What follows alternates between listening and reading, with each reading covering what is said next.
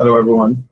Welcome to the episode 142, the 31st Data Science Sunday for the year.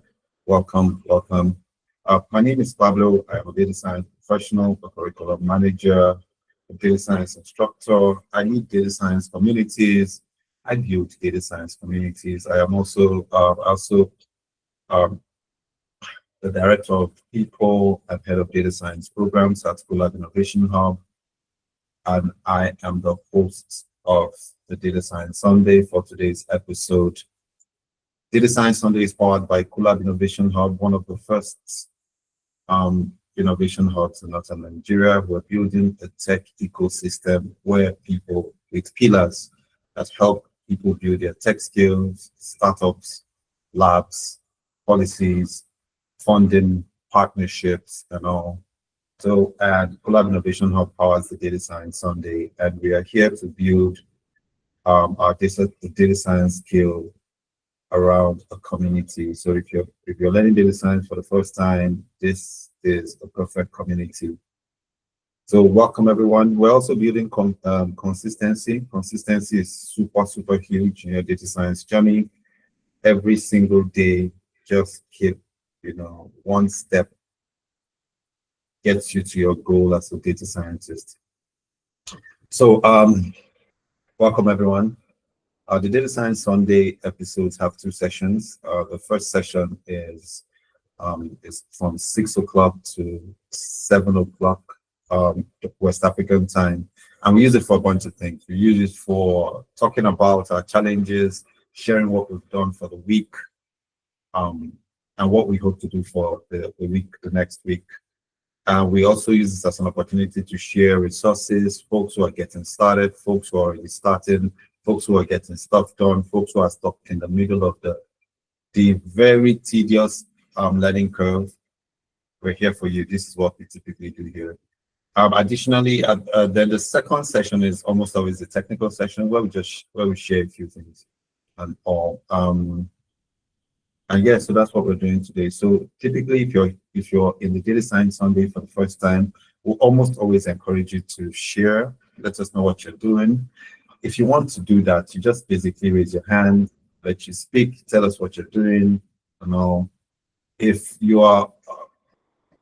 that's a challenge, please feel free to just drop a message in the in-call message area, say hi, and all. Additionally, Data Science Sunday is streamed live. So you could check out Data Science with Pablo YouTube channel, and you would have access to that. And also, if you are streaming this live, you can also drop a question in the comment section. And also, like, comment, tell us what you think of what's your data science journey in, where you are. Are you some kind of a superstar? I want you in that community already, stuff like that. So please feel free to drop a comment in the comment section and we'll get in touch as usual. So right, if it's your first time, please feel free to share. If it's not your first time and you've done something this week in the data science space to either build your data science career, get started in data, whatever it is you've done, please feel free to share. Sharing helps and gives perspective to folks who are learning, so please feel free to share. While we are doing that, I'll just be sharing some learning resources and all, and then we can take it from there. Right, anyone first time, what have you done this week? Share. And also last week I started a new session, which is, before we get into the technical section, I'll just share a newsletter from Statista. And the newsletter, the idea behind sharing this newsletter or reading through this newsletter, walking through this newsletter, is to just learn one skill, just one new information. The hope is somebody might pick up an interest and base their data science journey on that, because learning your data science, learning data science or machine learning, learning data science and machine learning without any context is it's sort of tricky, because you get to a point after your learning experience and you start to think to yourself, okay, what do I do with this data science skill? So what I'll be doing is I'll just pick up a newsletter. Hopefully the information from the newsletter or the insights from it, picks something in you and gets you to do stuff. Right. In today's technical session, we're going to be talking about model validation in machine learning. Yep, we're going to be talking about that. We'll do a little example just to help that going. And so, yeah. So, guys, what's going on? What have you been doing for the week? What have you achieved for the week? What did you try out for the week? What's going on?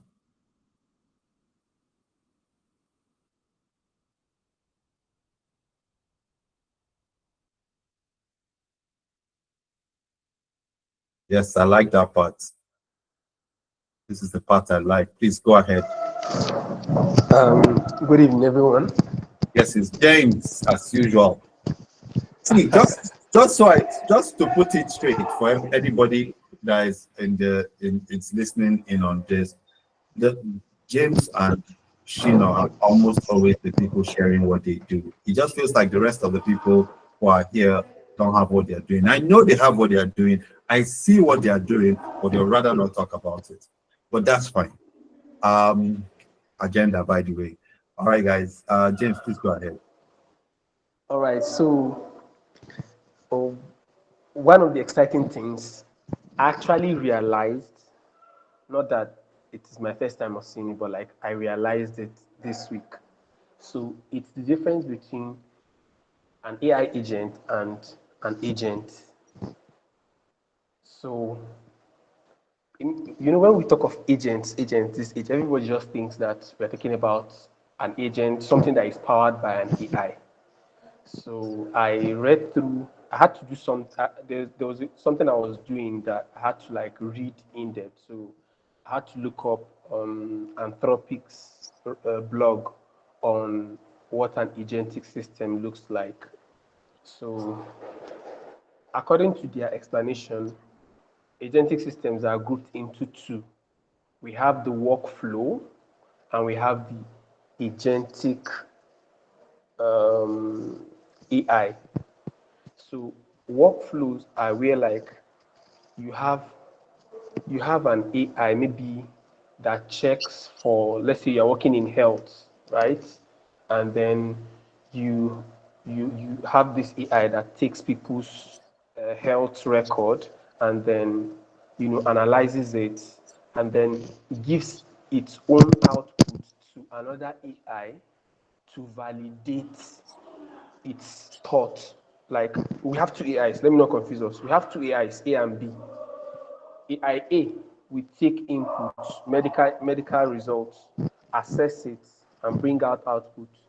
AI B will try to validate that what AI A did is correct. And then if it's correct, he will now allow the output to be given to the customer. Now that system is a workflow. But an AI agent now is an AI that has other tools that it can use. Imagine that I have an AI agent now. We've seen movies where maybe you clap your hand and the light goes off, fan turns on, and all of that. So imagine that me that is clapping that hand or making those sounds, I'm the AI agent. And those things that help me turn off the light, turn it on, and do whatever, they are tools. So an AI agent is an agent that has tools at its disposal. It can decide to do this way or do that way. So that's like one thing that stood out for me this week. So yeah. All right. So, quick question before you go. If somebody was a non-technical person is just starting out their data science journey, how do they get to a point where it's like, this is the part where I learn how to build an AI agent or use an AI agent? What's the learning curve from newbie in data science to the agentic AI learning curve? Okay, awesome. So, what I tell people mostly is you have to have a strong foundation in data science if you want to approach data science as an ML engineer. If you want to approach, sorry, AI agents as an ML engineer, which is like you are more on the architecture side of things, because you can also approach AI agent engineering from a software engineering background where you do mostly your concern is API keys and the rest. So, um, from a beginner in data science to AI agent, I would say, like what you said earlier, have an area of interest. Like, okay, what am I learning this data science for? So, I was conversing with a friend like 3 weeks ago who is interested in health and mental health. So he has done some stuff with data analysis, data science, data engineering, and now he's looking at how he can bring in AI. So now he's conversing with me now, telling me the kind of things he wants to do. I'm now telling him, okay, you can do it this way, this way, this way. Now, understand that he already has a domain, he has an idea, and then he's trying to implement. So he can just go through that route of, okay, learning AI agent implementation. He will just learn how to use the API keys, which there are courses that can put you through on that within like 3 months. So, but you need to get your data science, your domain knowledge should be built so that you can now try to connect it to using AI. Pablo, I don't know if I captured all of this question because I just try. Okay. Thank you so much. You have something to say? Yeah. I think first of all, I'll turn off my video just so that to show my face. First of all, the what James has said is very correct. You cannot direct someone if you don't know the way. And with what James said, he has put it all together that the foundation is very important. And if I want to tell, the agent is actually your assistant. So if I want to tell my assistant what to do and tell my assistant a bit on what I want, I have to know what I want first of all. I have to know where to direct it to. So you're very right when you said the person needs a good foundation. Because recently I'm also working on in quotes AI agents, and I got just like you said, I got to find out that I need foundation for everything that has to do with building apps. Because if you want to build apps, you can't tell the AI agent is wrong when you don't know where it is right and where it is wrong. So James is very right about the foundation. And secondly, which is my own contribution on how my week went, I went through my course on data camp for hypothesis in Python, and while I was doing it, I got over some things. Well, okay, you may understand this, you may understand this, but when I got to left tail and right tail, I've been seeing it for a while. So, but this was the first time I had to ask he that knows that. Can you explain to me what is this left tail and blue tail, right tail? And I got when I got the explanation from when I say he that knows, I mean ChatGPT. When I got the information from the explanation, I said, oh, so this is what it actually means. So it's more like me teaching my children brighter grammar, and another thing.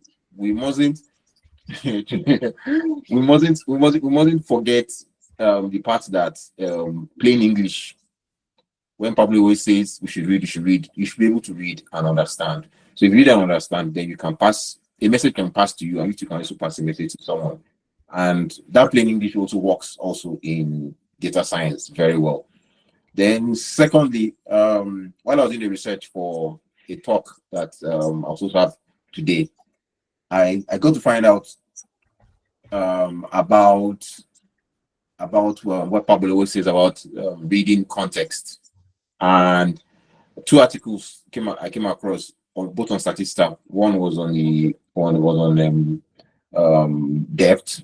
Yeah, that's something on IMF and national debt, domestic debt, and the second one was on contraception. So it was while I was doing research, and now just like I told Pablo earlier before everybody came on board, that people have complained that most IMF data have to be cleaned, and that's where, as Pablo and I said, he said straight, said your skill as a data scientist and data analyst will be brought to bear, because you need to work on that data before you can use it to get insights. So that's how my week went for my learnings. And just while I was trying to work with that data, since we didn't have Tableau Saturday, that I now got to find out that there's pivot, or what pivot actually is in Tableau. Thank you very much. All right. Thank you so much. There was a part I want to throw you. I want to put you on. What's that word? I want to put you on the stand. What did you understand about left tails and right tails when it comes to hypothesis testing?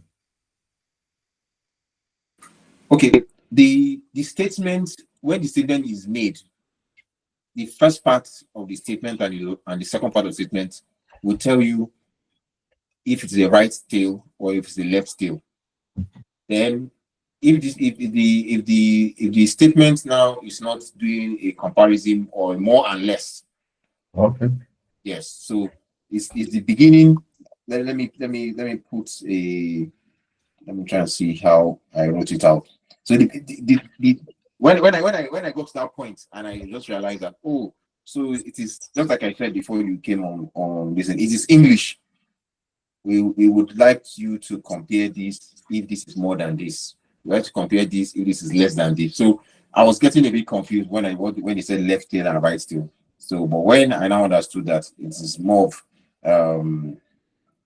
one is farther than the left, one is farther to the right, and then if there can be any, how will I call it, if there's any unusuality in the data or in the statement, then it is two-tailed. So okay, yes, thanks.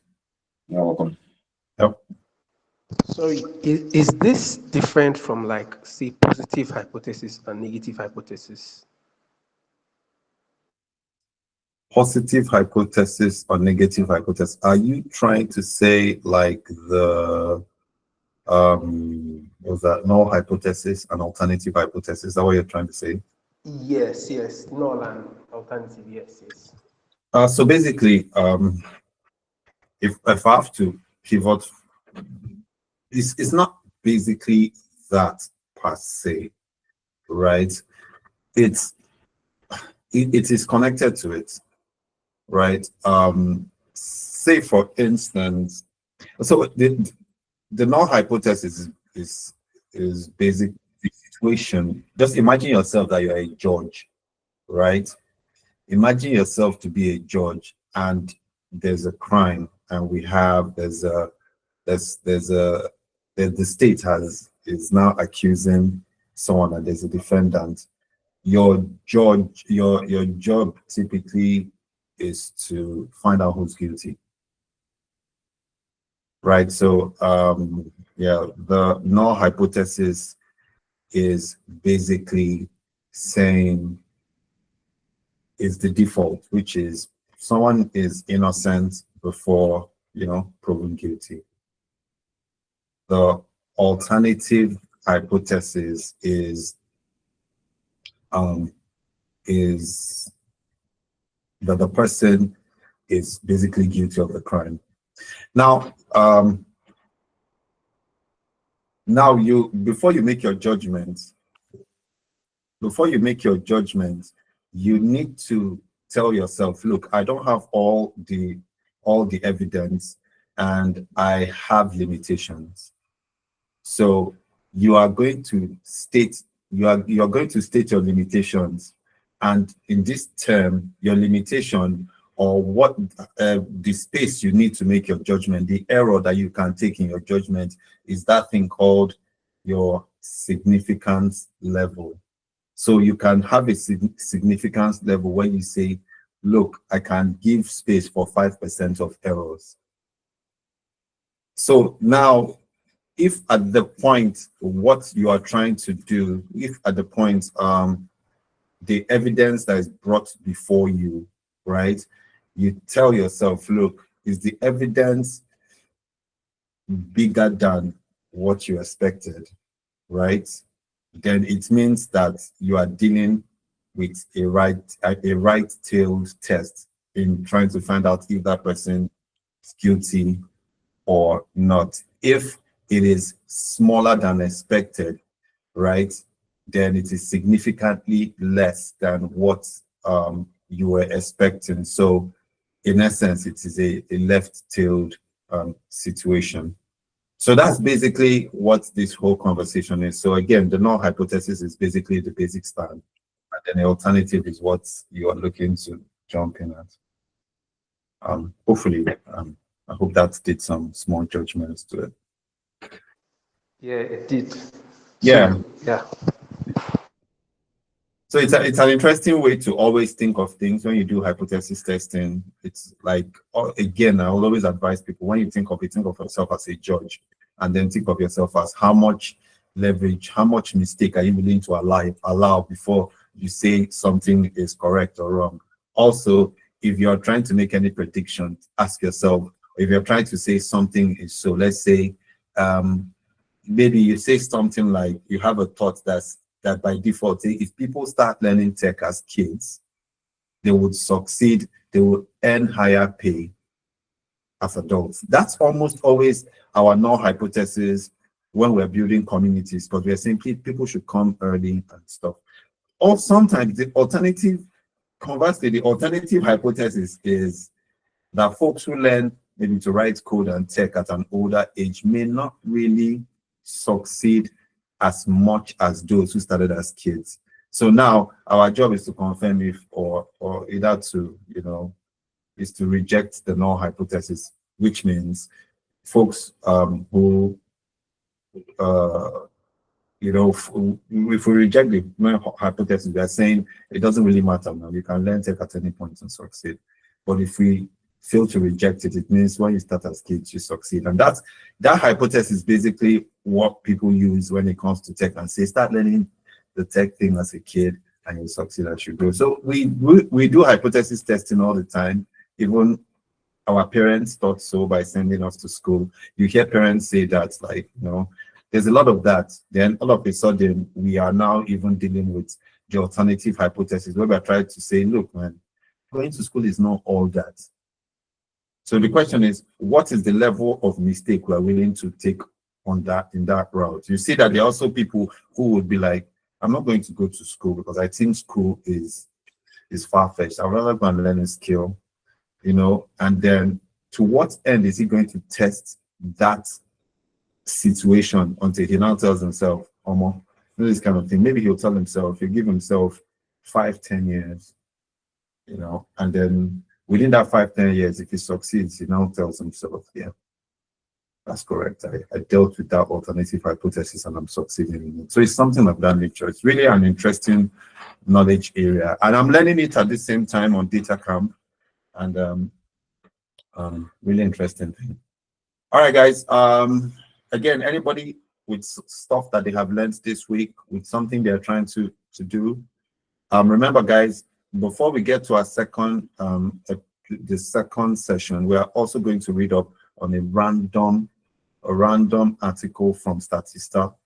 The hope is that it's going to give us a sense of something new, right? Anybody with something they've done this week, what they're learning newly, what they're trying to engage in, any fears, any challenges, any new updates? Have you achieved something for the week? Are you jumping into a space you're not sure about? Is this something that is making you scared you want to talk about? Any?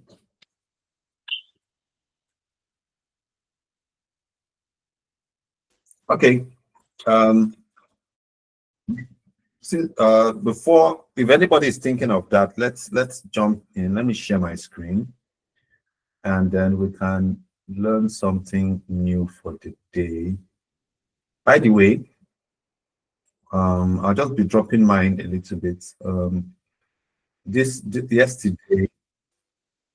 Yesterday I got to 210 days streak on DataCamp, which means for the past 7 months I have been learning on DataCamp non-stop. I like streaks.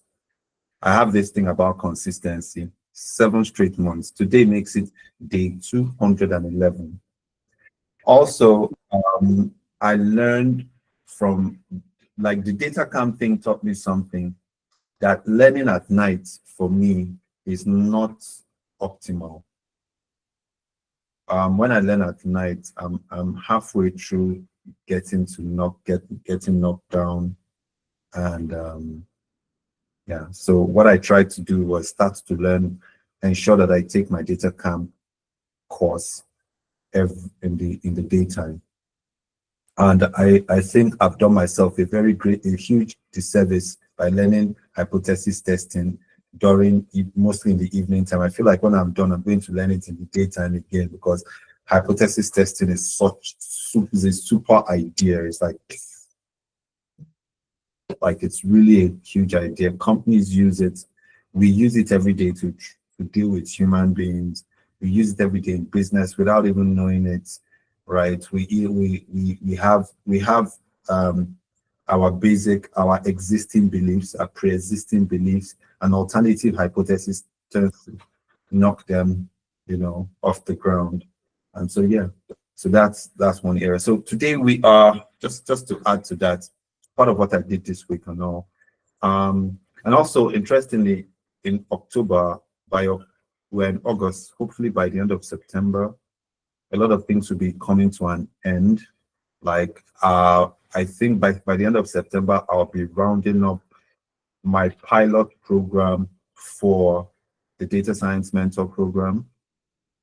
That pilot program means that the next session will now normalize. It's going to be exactly 1 year. In October 17, it will be 1 year I started the program.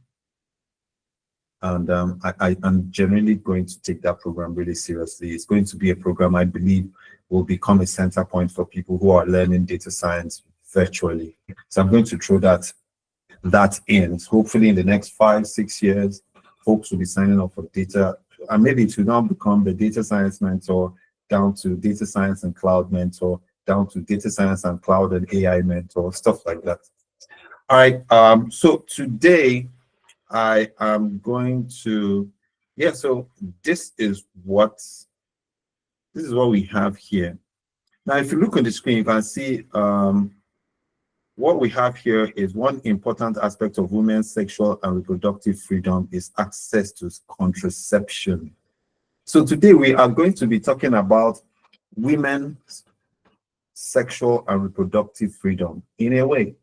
That's today's thought. And see, trust me, guys, I am. You can see that it's what showed up on Saturday, and that's what we're going to talk about. The intro says, however, this access varies greatly around the world, ranging from 74% of women aged 15 to 49 using modern contraception, which is condoms, births, and control pills, to IUDs. I don't know what IUDs are. In Finland, to under 10% of women of reproductive age using contraceptives in Somalia.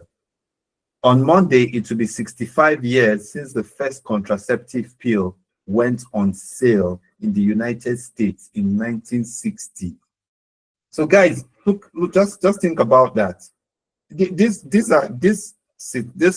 we see here is why, I think it is why it's good to read newsletters, especially data newsletters.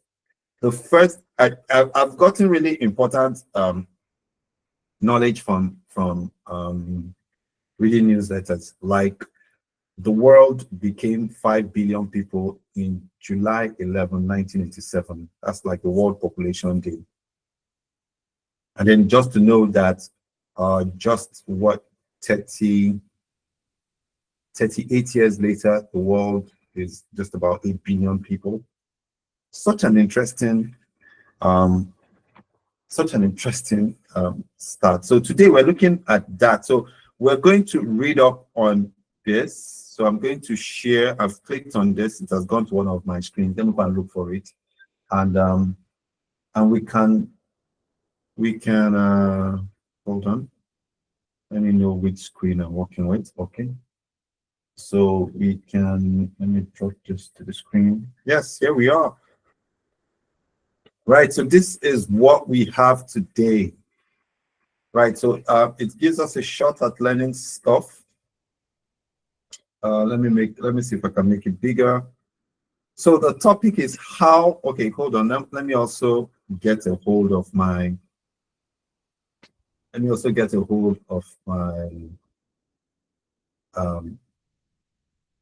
my annotator. So today the term is contraception. Last week it was what? Immigration, I think.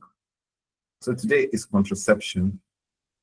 Now, so read. One important aspect of women's sexual and reproductive freedom is access to contraception. Data from the United Nations Population Fund shows how the rate of modern contraceptive use vary around the world. August 18 marks the anniversary of the first contraceptive pill going on sale in the United States in 1960. August 18, which is going to be what? Tomorrow. Wow. Golden Visa. What? Oh, Golden Visa. Thank you. Golden Visa. Yeah, immigration. That's what we talked about last time. Now, the countries with the highest percentage of women aged 15 to 49 using any type of modern contraceptions are Finland, 74%, Canada, 71%, China, 69%, Cuba, 68%, Switzerland, 68%. Now, the countries with the lowest rates of modern contraceptive use are Eritrea, Mauritania, Chad, Albania, South Sudan, and Somalia, each with fewer than 10% of women of reproductive age using contraceptives. There are 71 countries and territories where the pills, IUDs, condoms, or similar contraceptives are used by only 1/3 of the reproductive age for family planning or to protect against sexually transmitted infection. These are countries primarily in the Middle East, right? Sorry, did I get that right? Yeah. In Afghanistan, in the Middle East and Africa, in Afghanistan, for example, only 1 in 5 women use contraception. Whoa, we made the news. Nigeria. In Nigeria, 1 of the 10 most populous countries in the world, the figure is just 14%. The lack of contraceptions means women don't have freedom to choose the aspect of their lives. This is a very interesting conversation. Right. But it is also a health risk in the case of pre-existing conditions, lack of pregnancy care, or for those who undergo unsafe abortion.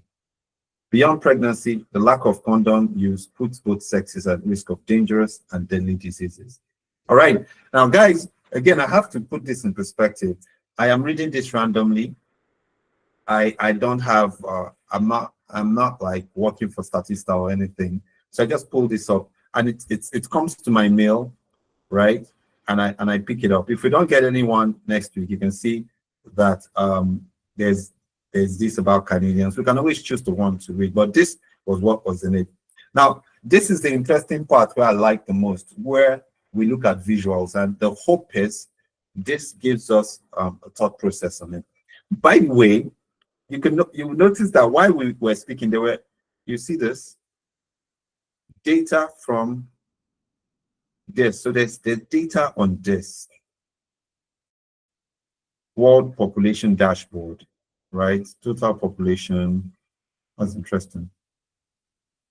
There's data on a bunch of things: sexual reproductive health, population, family planning, education. There's a bunch of things around us. So this is also a place you typically want to look at if you're somebody who's interested in data, if you're interested in solving real world problems, and all, right? This is also a place you typically want to look at.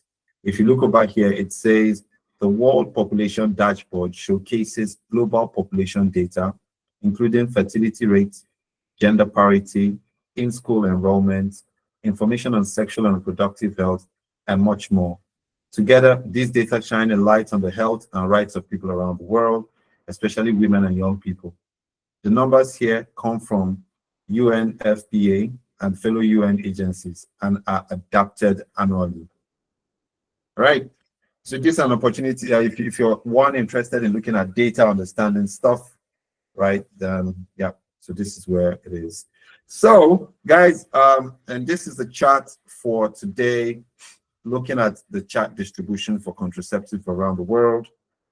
Again, this is an opportunity for you to, get ideas around visuals and all, and that. So today, one thing we talked about today was contraception, and hopefully next week we talk about something new. And also we figured that the first contraceptive pill went on sale in the United States in 1960, August 18. So which means tomorrow will mark its going to be its 65th anniversary. Is that what it's going to be? Yes, it's what it is. 65th anniversary. Interesting stuff. All right, guys. So that's that for our learning corner. We have 12 more minutes. Anybody want to share what they have picked up for the week? Anybody? Nobody? Anybody, what have you learned for the week? What challenges are you having? You're trying to learn, you're trying to get through. Anyone?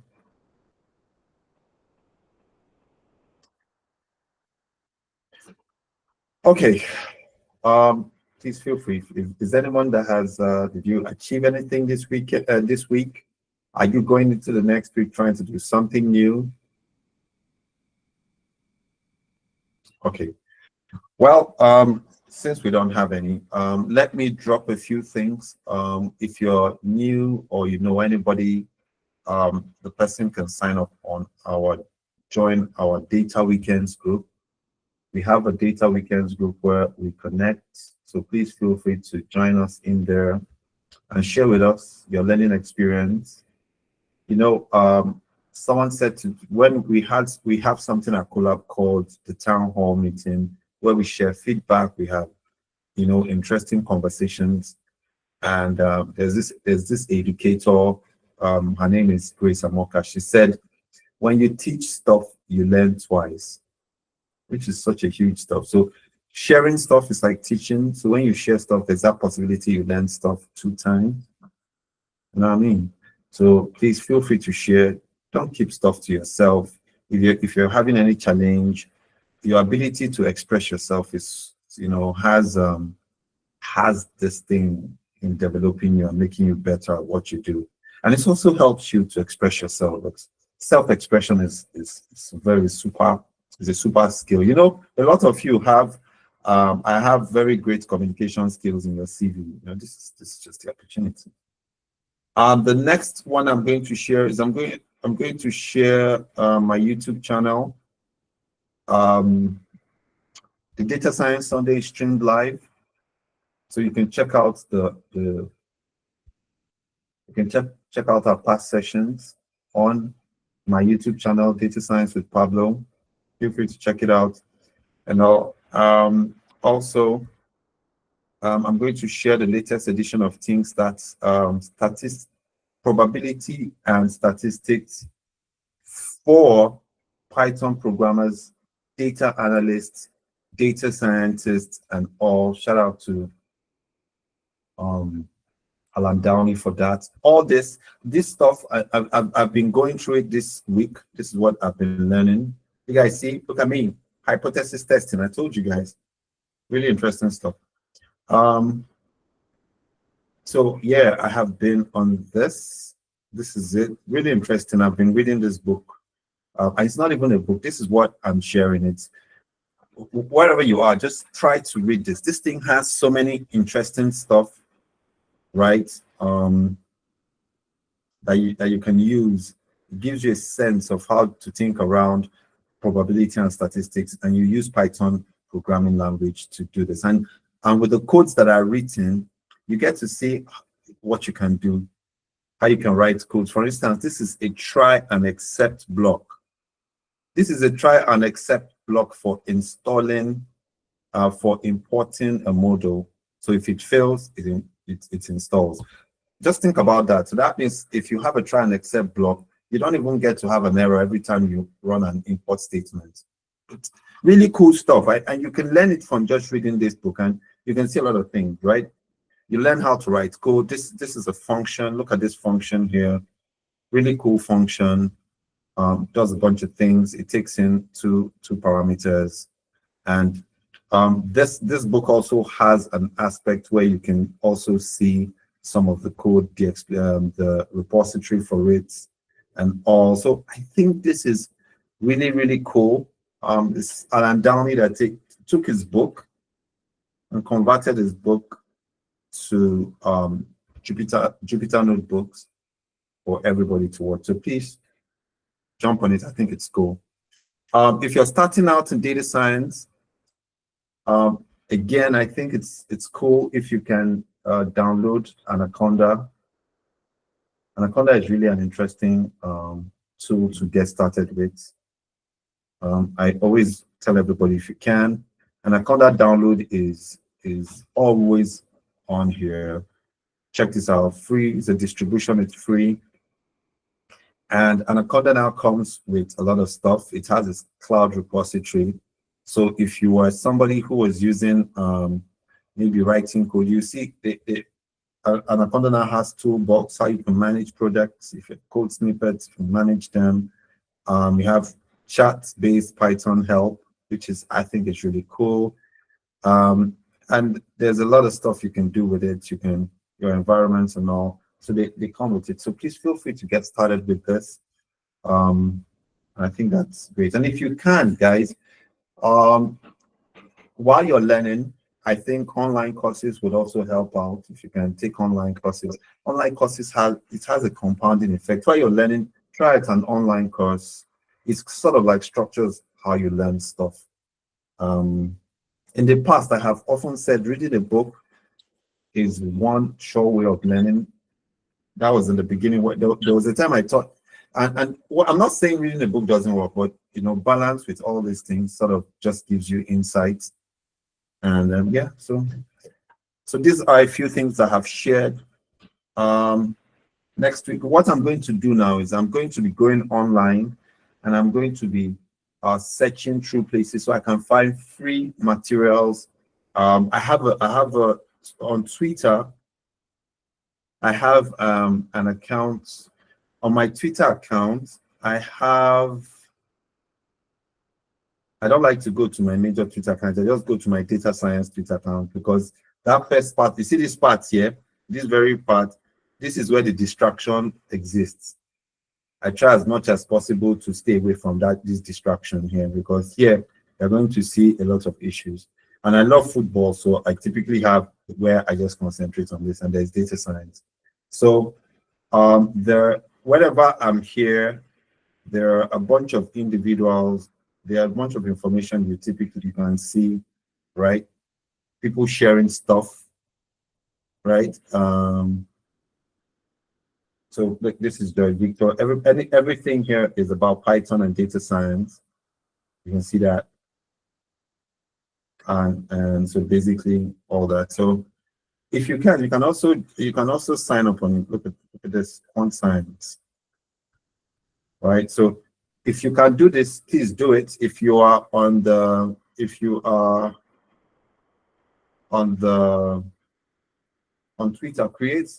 on X, it's called Twitter now. It's called X now. If you're on X/Twitter, create a list where you can just go to, and everything in there is just stuff that you can learn from. No pepper soup conversation. No two people arguing the issue of anybody trying to run people down on the runway, or issues about air hostesses either maltreating or passengers maltreating each other and stuff. You just focus on the real stuff. So that's what it is. So and there's here I also find free resources.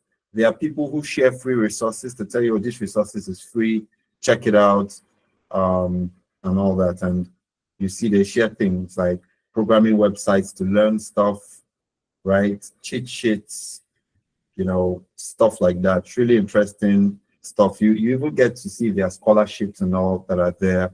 So I created a data science list. I think you should create a list for yourself. It's easy. If you're on X, you can I think you can come here. There's a place called lists. Look at that.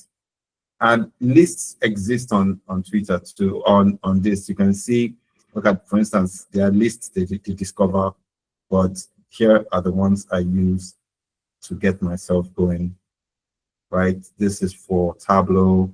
This is for data science and football. All right, so yeah, so I'll try to go through the internet and pick out free resources. And people write books and they share it for free, especially people in universities, PhD guys put books together, make it for free. I'll share them and I'll put them in the group or share links to them and all that. So, yep. So that is that. Anybody wants to contribute? It's 2 more minutes before we start what we have for our technical session for today.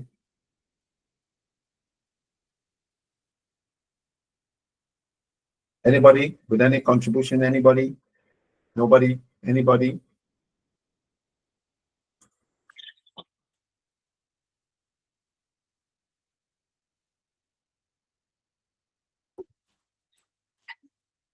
All right, so today we're going to be talking about model validation.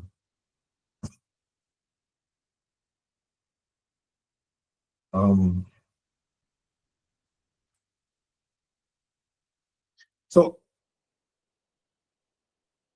let me start out by talking about the intuition around intuition about machine learning, and from there I'll bring it down, and then we can now go down to understand why this is important. Now, when in machine learning, the idea is to make predictions. Again, the football season is back. Football is being played. Before any match, people go on to make predictions and say, oh, for instance, there's going to be the Chelsea, maybe Crystal Palace game, the Forests versus Brentford game, and then the Arsenal, the Manchester United versus Arsenal game, which is almost always like a serious cracker. Now, people try to make predictions, and predictions are super, super huge, even in the business space, problem space, and all. And when you use ML tools, what you basically are saying is you have an input. You have an input, which is typically information you have. And this information you have would aid you to predict what will happen when something happens in the future. Now, in between, you have a model. Now, this model is what learns your data and can make a prediction in future. All right, which is typically what it is. So if you think about it, from predicting cancer, predicting football scores, predicting the opening and closing price of stocks and all. So again, this is basically called an explanatory variable.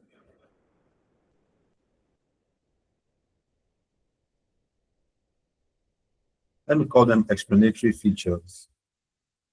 It's very nice to call that. And then this is target, is a target feature.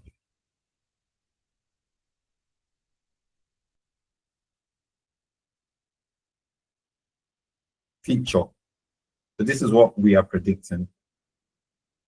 Now, look, when you have explanatory features here, it can be one if it's just a very simple thing, but there are plenty of features that you're using that you're trying to understand and see if there's any relationship it has with this very individual here. That makes it really easy. And so we just kind of build the pattern into this model so that this model can see new data and work with it. So that's one. But sometimes you want to be sure that the model you have built has sense, right? So you have to, there's a technique, right? Because there's a problem that happens sometimes, right? Your model isn't finding patterns in your data. It might just be memorizing your training data. So sometimes this guy here may not be learning any pattern. You get me? Sometimes the model may not learn patterns.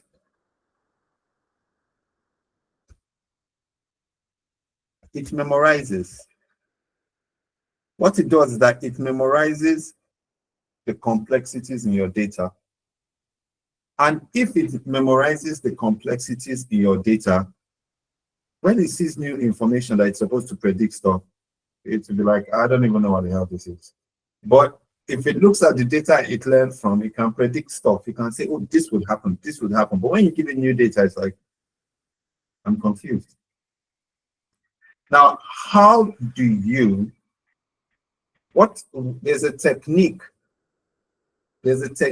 for understanding if your model, is performing in a way that you want it to perform in a way so it doesn't memorize and stuff. Right? So that technique is called model validation. There's also one thing, and so it's again another intuition for talking about model validation is when you're preparing for an exam, right?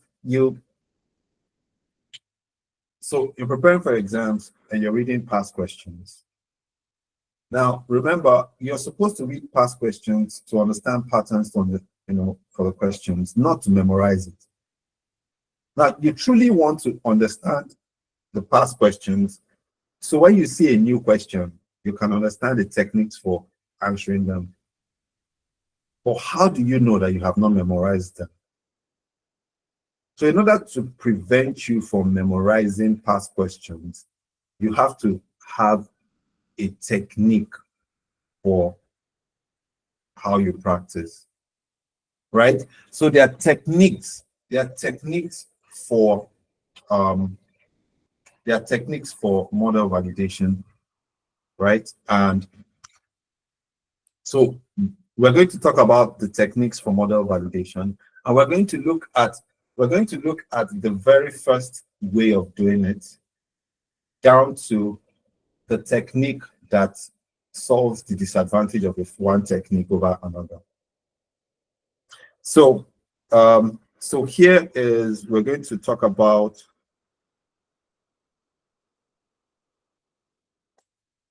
model validation techniques.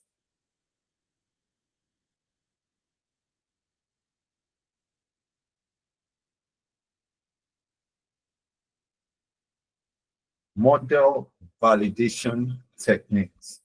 That's what we're going to talk about today. Now, before to get started with model validation techniques, we are going to bring in our data, and we are now going to start off with a very simple way to get it done. So we're going to start off with the technique that is not so nice. So the first thing we do with a model validation technique is I'm going to say from sklearn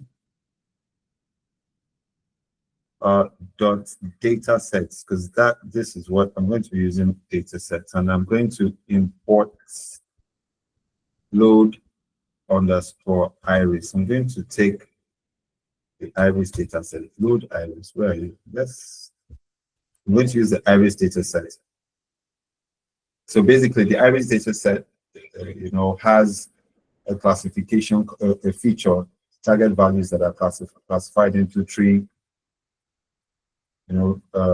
types of flowers from the iris, So basically it is used for learning purpose.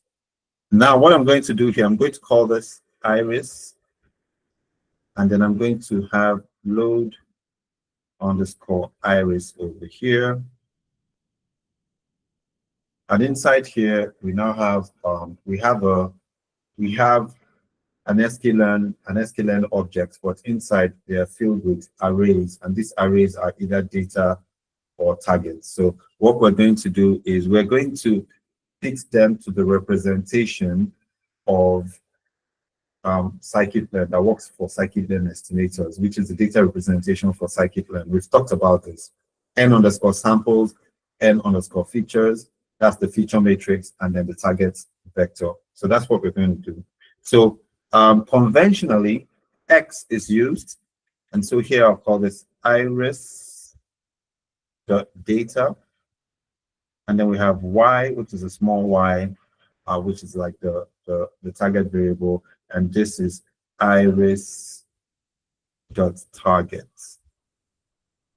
And so this is what we have here. So which means if I say X.shape, you see that it takes the feature matrix shape that can work with scikit-learn estimators. We've talked about estimators, so if it's your first time hearing scikit-learn estimators, check out my YouTube channel, Data Science with Pablo. We've done it in some episodes past, so check out the live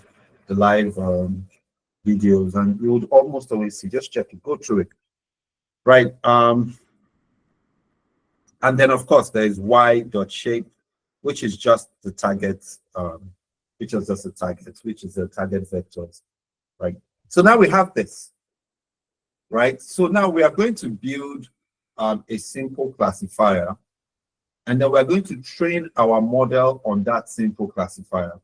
Now, this is the first thing you typically do when you're building a model, but this is the wrong way. So what we're going to do here is we're going to call this the wrong way dash model validation.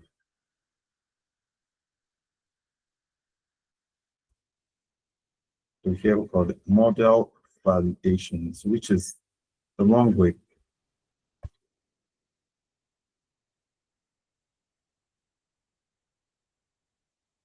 Now, the wrong way to check model validation is to basically just build your model and then go ahead to check the score just to see how well we've done. Right? So first we will do is from sklearn. This is the model class dot neighbors. We import k nearest neighbors. So this is a classifier here. So we import this. These are the 4 steps. You first you do them, instantiate your model, fit your model, and you predict. You see those 4 steps? Very simple. So I call this model in here. I say k nearest neighbors classifier, and inside we have, they call this sensible default. So I'll just look at this sensible default and take n underscore neighbor and just say 1. And so this is what I have here. Next, I'm going to do is I'm going to fit my model, right? And so I would say, I would basically say model dot fit. Now, here I have X, comma, Y. This is what, which means I'm just taking these two guys here and I'm just going straight up to fit them. I don't care of anything. That's what I'm doing right now. So I go ahead and I fit them, as it has done that. Then I now go ahead to predict. So I'll call this Y underscore model, and inside I'll say model dot predict. And it is going to do some prediction on my explanatory variable. And I want to now see how I have performed. Now, during performance, when you're looking at your accuracy score, your accuracy score is going from 0.0 to 1.0. 0.0 meaning it's bad, to 1. 1 is 100%. It's good work, which does not exist in this life. So we go on to call from sklearn.metrics import accuracy score. So this is the guy that's going to tell us how well we've performed. Now, once I do this, I'll just basically say, look, accuracy score, check out my Y and check out my Y model and tell me, look at both of them, look at the observed variables,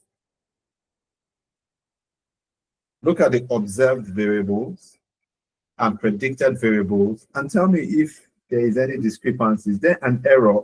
Let me know if I did really well. So I run this, and I'm told that I did 100% accurate. Is that not lovely? So I now sail into the sunset and with the love of my life, and I'm great. But there's a problem. The reality is, it trains and evaluates the same model. It trains and evaluates on the same model, and that's a problem. So this is the red flag. There's a red flag already. The red flag is to train and evaluate, and to train and evaluate the model on the same data. That's a problem. You shouldn't do that. Red flag is a huge red flag. So you see, that's a red flag. Now, how do we now solve that problem? So one of the first ways is to hold out. One of the first ways is to hold out some information. So let's look at one technique, is to hold out the information if we want to ensure that it works, right? So we have to hold out some information, and that to hold out information, we use something called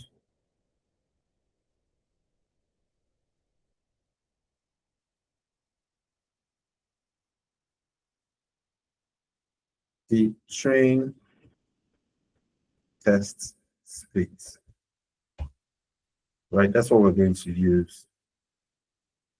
It's a technique, the train test split, right? Another way you can even look at this is called is the holdout set. It's often called the holdout set, right? So we do that. Now this is interesting, because when we do this, what it means is we call on, we say sklearn dot model selection import train test split. So what it's going to do is that it's going to take the data we have and it's going to split it. So what it means is to split it one way So we'll train on one, and then we'll look at another one that we haven't seen before, and we'll go ahead to see if it performs well. Now that sounds better than just training using the red flag scenario, right? So here we basically split our data. So we're going to split our data.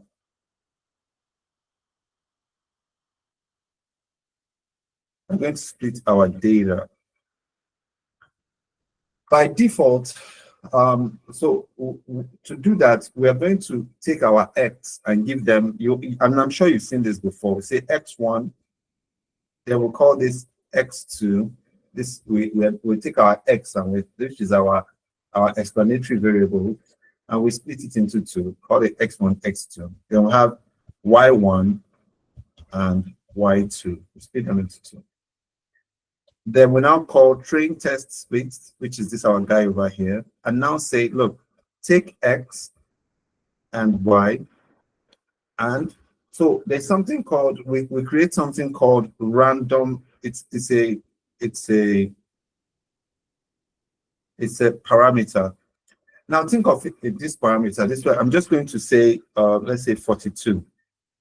Now, one super interesting thing about data science model is to build it so it could have reproducibility. So if somebody was to use it for another data set or to solve another problem, it can reproduce based on some set of parameters, right? So we create a random state just to know where we are in that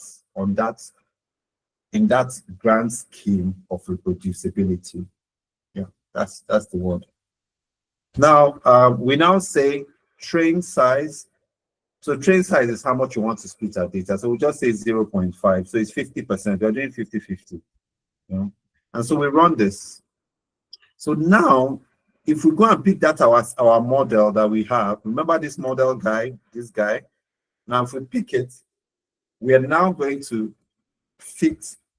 Unlike before, when we came here, we fitted everything to this guy. This time around, I'm going to say I'm going to fit X1, comma Y1. That's what I'm going to fit to it. So I've split it. So 50% of the data is elsewhere, right? And I'll run it. So it's run. Now I'm going to evaluate how well my model performed. So again, I'm going to evaluate. But now you guys see what I'm going to do. When I will evaluate it, I'm going to now use the one that the data hasn't seen. The features the data hasn't seen. So to evaluate it, I'm going to say Y2 underscore model. Inside, I'm going to say model dot predict. Now, when I predict the model, I'm going to say use X2 because X2 hasn't been used before, right? Then second, I will now say with my accuracy score, check out what I predict. Check out Y2. And remember that Y2 hasn't been used, unlike before where we still use the same Y for the same place that we still did stuff here. So we say use Y2 and then look at Y2 underscore model and tell me how well it performed. And when we run this, it tells us that this time around, it performed 97% better. So now we're beginning to see something is happening here, right? At one time it was 100%. Now it is dropped. It's dropped and said, look, it's 97%. Now this is a lot more reasonable, isn't it? Now, but there's a problem with this. And the problem is we have lost a portion of our data to the training. We have lost 50% of our data of our model training because half of the data did not contribute to training the model. So we've lost 50%. And imagine we've collected data and 50% of that data is missing because we used it for testing. And so you see that this does not really help our case. We need a situation where we can test our data across a lot of samples of the data we have, right? So we can basically generalize. So this is where we introduce something called model validation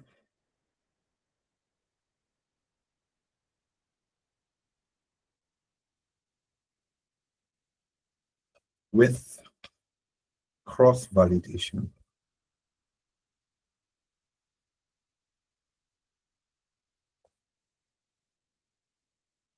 So this is what we introduce here. Now, what does this do? What it does is that we find a way to switch our data in a way that as we train one, the other guy is waiting.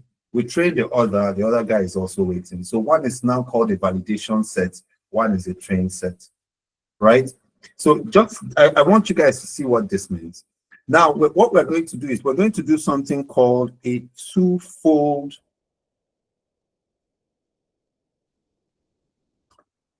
cross-validation.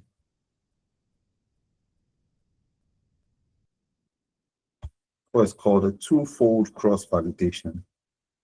Now, what's the twofold cross-validation? And I'll show you guys. I'll show you guys by from ipython.display. ipython.display. I would import image. Now it's ipython.display. All I'm just basically doing with this dude is just to show you guys a visual. So I'll say image, open bracket, file name. Then I will now show the image. I have two-fold classification, and I'll show you that. So now look at what we have. Now what we're going to do is we're going to run this on 2 trials, right? We're going to run it on 2 trials. And when we run it on 2 trials, we will now have one here where we'll train with this data and validate with this data. So which is we have 50% on one side and 50% on the other side. Second, we try again. We're going to take this guy that we did not try it and bring it here. Take this guy that was formerly here that we used for training and use it for validation. You see the way we are switching it. So that way, we can now say, we can now get an average, right? We can now get an average and say, okay, this makes a lot of sense, right? So to that end, what we're going to do is we're still going to now do y2_model. Then inside we say model.fit. The first one will be x1, y1. That's what we do. Then we say predict with this. We can now predict. After we feed this model, we'll predict and say we'll predict with x. We do prediction on x2. Now we now come again and now say y1_model. And in here, we're going to now split this guy again. Now we'll now say, let me even copy this guy here. Bring it over here. Now here, what we're going to do is we're going to have x2, y2, and then we're going to now train on x1. So you see x1 will come here.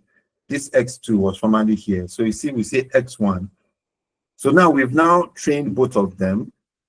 And so at this point, when we now ask for accuracy score, we can now ask for accuracy score from y1 with this model here, which is y1_model. Then we can now also ask for the accuracy score on y2 and y2_model. So we can now use this. So this is a 2 cross validation. So now we're now going to have, check it out. So we now have 93% and 97%. And now when we bring them together, we can now have we have done 2 cross validation and we'll bring out their average. You see?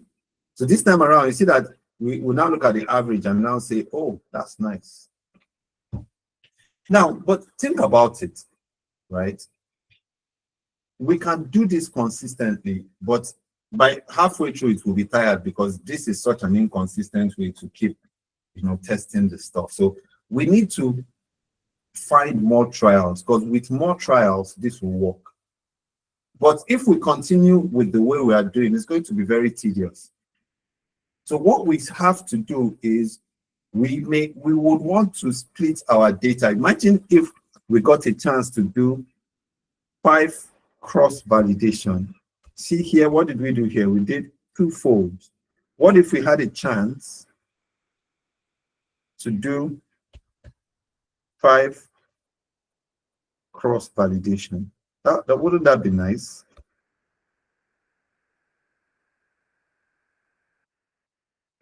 Yeah, if we had a chance to do that, that would be so cool.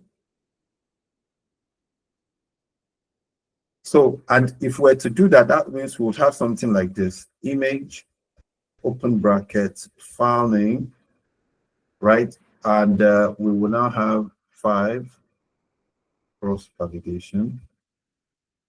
And now you can see, now our trials are going to be like this. We're going to look at the first data, split one small part of it, keep it for validation. This small part, we'll move it here. You see how we just basically run through them. And then in the end, we will now have all our validation that we have done. See, really interesting stuff. So to do this, and instead of using this last tedious way we did it, what we can do is we will use something called cross-val score, which is a convenient routine for doing what you have to do. If not, we'll be suffering doing the 5 trials. And so to do that, we'll call the model class, which is sklearn.model selection. And then we'll import cross-val score. Look at that. Now with cross-val score, is so simple. All we just basically say is cross-val score, open brackets, we put our model, we put our data,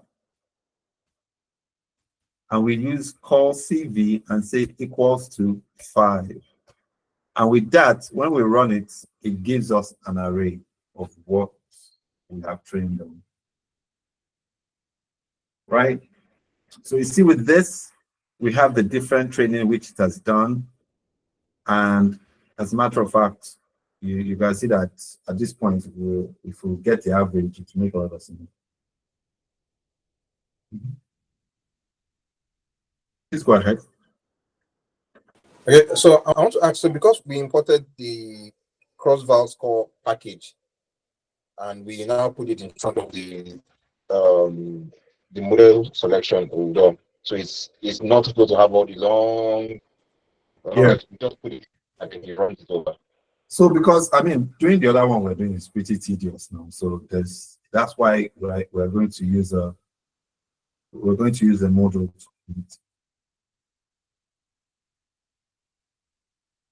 Okay, so it just reminds me of something I went over in hypothesis in Python with a Penguin package where it reduces the need for long stories and just to pass your hypothesis and your that the null and the other one. So that was, so this is more like something like that, converting to get you to get the results. Sorry, your audio is somewhat sketchy because I can't hear. Okay, so it's more like the Penguin package where you are having a shorter way of doing. Here we are actually. So let me help out. So basically, every module or package you have typically helps you to perform a routine in a less tedious fashion. And right, so the cross-val score is basically a model or a package that lets us perform cross validation, in sets. Kabir, please go ahead. What I'm going to say is just an observation. I noticed you did not instantiate the model before running the line 425 because you've already fit the data to the model earlier. So wouldn't that affect the? I don't know, just Okay. an observation. Yes. As in Okay. before running the crossbar, you've already fit the data to the model earlier in one of your the steps you ran earlier. I'm supposed to reinstantiate the model again before using the crossbar because the model has already seen the previous steps. Yes, it has, and you're right. That's because the focus was to basically show the stuff we're doing, right? That's why I basically did that, right? Because of course you can see that it's performing, as we keep going, it feels like it started to perform better, right? Because obviously some part of the data may have jumped, it may have understood it in a bit. But here is an assumption like we're doing it for the first time, right? And it's good you pointed it out, but the reality is once we get to do that, we get to instantiate it as you've pointed, but then go ahead to do cross validation into 5 spaces. And of course, I'm well aware of the conversation, the caveat or the thing you're pushing, and it's valid. But the focus here was just to show that we can do it to show the cross validation setup. So yes, it's ideal to instantiate again and run it, and that way it does not make sense of what we've seen. Also, I mean, I know that I have done this. I have fitted the model earlier on, and I had done this. But again, like I mentioned, it's not just to start on the one, but I mentioned it was just for illustration method measures. When we go in to do other stuff, when we do a deep dive on this in the other sessions, you'll see how I would introduce them in their different states and ensure that they are instantiated at the points at which I do my validation and all, and we'll probably see the difference at that point. So thanks for pointing out. All right, guys, questions? Now, before, as you guys say this, right? There are other techniques, right? There's the K-fold cross validation technique.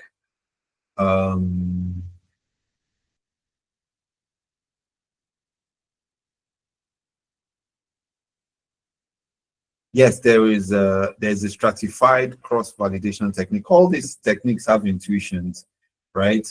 And I think we're going to go through them in different ways just to show how they work. But I think the one I just showed right now is the K-fold cross validation. We have the stratified.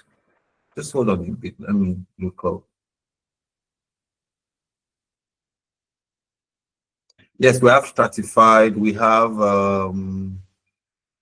leave one out cross validation. Here to be testing like in different ways. So, and all of them have intuitions and trade-offs for it.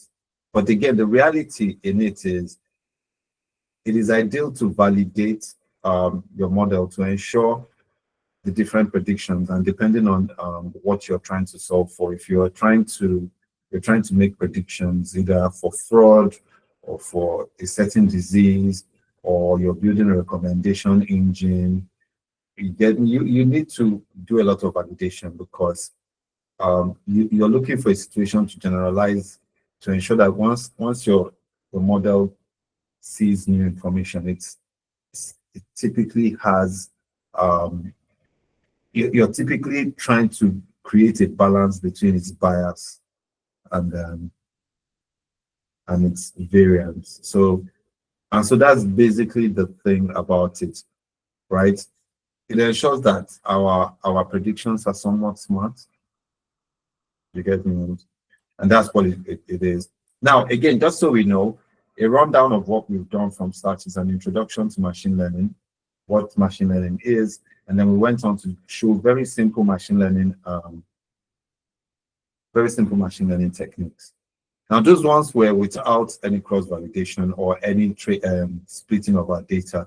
But now it is important for us to see that a lot of things are being put together when building a machine learning model. And a lot of thought process and intuition is thrown in because of the learning process. Right, as we proceed, we're going to think about a lot of things. How do we deal with the problems around, if we train that it overfits and it underfits, what's that sweet spot, So we're going to be looking at these ideas, and we're going to be introducing things called parameter tunings that helps us look at our model complexity or look at introducing more data, because these are like the workflows that come through when you're trying to predict for maybe a certain situation, or maybe we're trying to predict for maybe contraceptive use, or we're trying to predict for immigration, movement of people from one country to the other, or we're trying to predict for how bad the economy is using certain features like how many pots of soup does a family cook in a week, and how much a pot of soup used to be in one period with certain ingredients over another period with certain ingredients. See, these are like, ways we can now use to understand economic metrics to say, okay, people are going through hard times, and to predict if these hard times will plateau or if it's even going to get worse.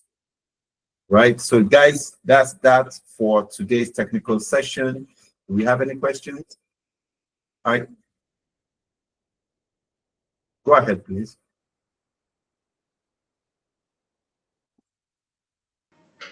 Am I audible? Yes. Okay. I think this just reminds me of a research that was done. I don't know about who was conducting research, but I know one of the people who was and that's the emeritor now for the research on, as you just mentioned it, on migration.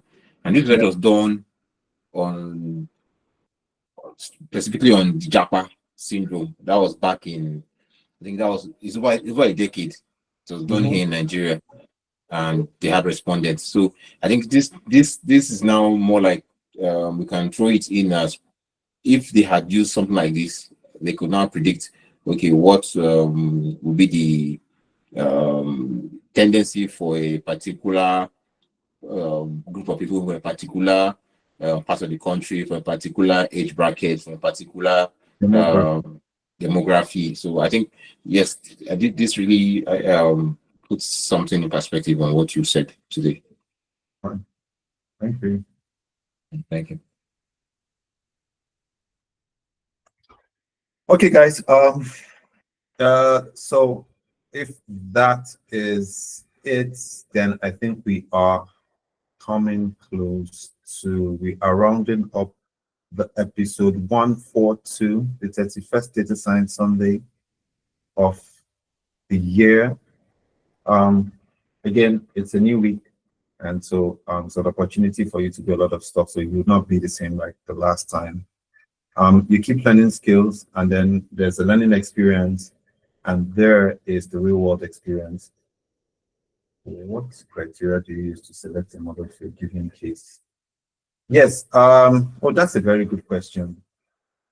Though that's not what, though at this point we haven't talked about the criteria for selecting a model, but I would indulge.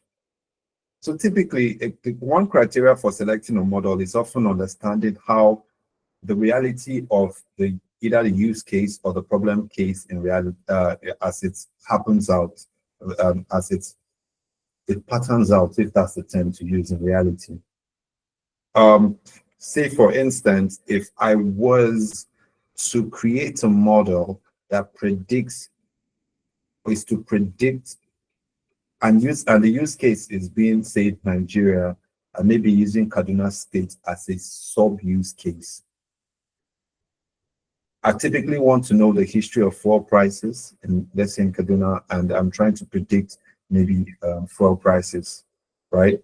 And maybe the conversation I'm using at this point is I'm looking at the connection between the foreign exchange rate and the rise in fuel price. Now, historically, it may seem, and the assumption that we'll use would be that as the foreign exchange, as the local currency, suffers with respect to the foreign currency, and there's an increase in the fuel price. And so in essence, I've basically explained something like a situation that is a linear relationship and is a negative linear relationship, right? So as the Naira suffers, then the fuel price increases. Now, to that end, it's now ideal that to select a model that has a similar assumption to that situation or that problem case. Now, that's the first part, right? And so that's basically going to be probably my benchmark for creating that. Now, when I now train the first one and I get my results, which serves as, first of all, my benchmark for making my decisions and my assumptions, then the first training is going to be like my benchmark first, or my first benchmark for how it performs. And then I now start to think about, do I tune the model complexity with respect to what I've gotten, or do I now understand maybe that there are certain nuances in the given case or the problem case, maybe talking to a domain expert or maybe reading researches. And that's why it's really important for us to read around research and stuff that's going on in the problem area, the problem space. And then maybe I think about introducing new explanatory variables to my data, or maybe use another model. And that model typically might reflect maybe a little relationship with what I just used. But that's one. But you know that that's another tedious way to do it. And there's a less tedious way of maybe using something like a grid search, where you now put in a bunch of models, then have different parameters for them, then look out for the one that trains better. But of course, we must always explain our assumptions with respect to the models we're using. So that's typically how I would do that for a start, right? In choosing a model. All right. Any more questions? All right, like I was saying before that lovely question came through, let's remember there's an opportunity to be better than we are today. And let us build our learning experience. Learning experiences are easy to build where we help others learn. And the more we help others learn, like putting ourselves out there, helping others to build a skill, we're getting better at it. We're learning twice. And it's through that period we get to have real world experience, because sooner or later, someone's going to look at you and be like, I think you know what you're doing. How about we get to do something real? So yeah, that's what I got for you guys. Thank you so much for joining the 31st Data Science Sunday of the year. We have, I think, 21 Sundays to go. That's not far away. We're in the 8th month of the year. Yeah, and so yeah, so that's what it is. If you are in the data science cohort for Collab Innovation Hub, I just wanted to use this opportunity to inform you guys that we will not be having classes on a Wednesday on the 20th. But if you're not here, well, that's fine. But this is a way to pass information I will officially share with you guys in class. All right, guys, all the best. Keep doing what you're doing, keep learning, and the rest will be history.